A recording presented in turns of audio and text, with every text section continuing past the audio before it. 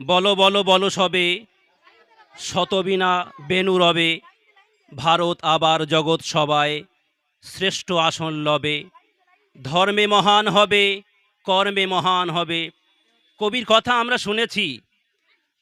ভারতবর্ষ স্বাধীনতা সংগ্রামীদের উদ্দেশ্যেই তিনি বলেছিলেন যে ভারতবর্ষ স্বাধীনতার যে মূল লক্ষ্য, যে বিশ্বসভায় যেন সে একটি শ্রেষ্ঠ আসন নিতে পারে, সেই উদ্দেশ্যই ভারতবর্ষ স্বাধীনতার জন্যে সংগ্রামীরা উঠে পড়ে নেমে পড়েছিল।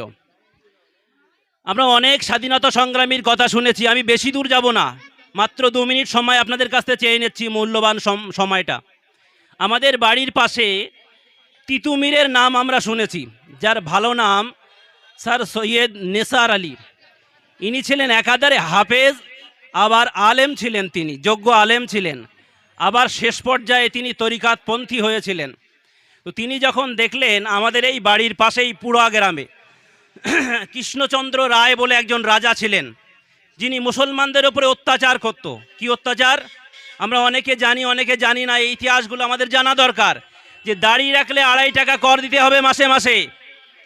এমনি করে যদি কেউ কাঁচা মসজিদ করে তাকে 500 টাকা দিতে হবে মাসে মাসে, আর যদি কেউ পাকা মসজিদ করে তাকে 1000 টাকা দিতে হবে মাসে মাসে।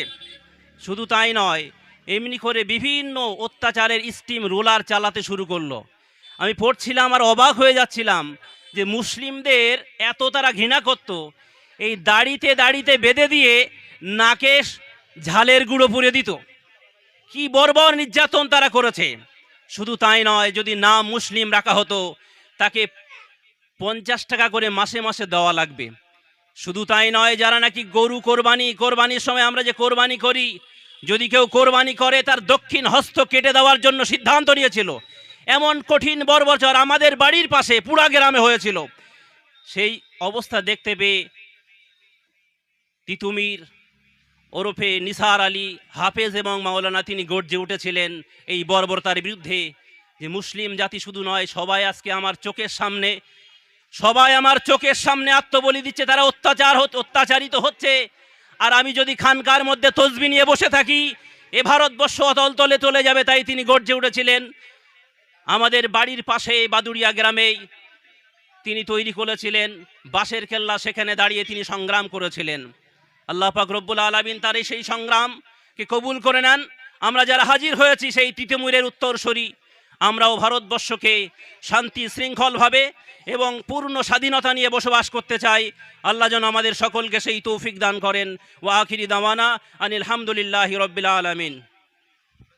আমরা আর সময় নিতে চাচ্ছি না। আমাদের ভিতরে আছেন হাওড়া জেলা সিনিয়র মাদ্রাসার সুযোগ্য শিক্ষক জনাব আলহাজ হযরত মাওলানা শহীদুল ইসলাম সাহেব।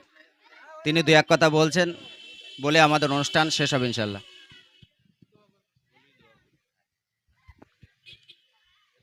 আসসালামু আলাইকুম। নাহমাদুহু ওয়া নুসাল্লি আলা রাসূলিহিল কারীম, আম্মা বাদ।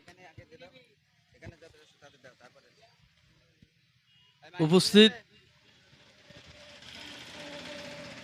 সকল ওলামায়ে কেরাম, হুফাজে কেরাম, হুজ্জাজে কেরাম, তলাবুল ইলম, বিশেষ করে বিভিন্ন দিক থেকে আগত সকল ইমাম মুয়াজ্জিন, সকলকে জানাই আমার আন্তরিক অভিনন্দন, প্রীতিপূর্ণ শুভেচ্ছা, ভালোবাসা, শ্রেণীবিন্যাস মতো শ্রদ্ধা, ভালোবাসা এবং স্নেহাশিস।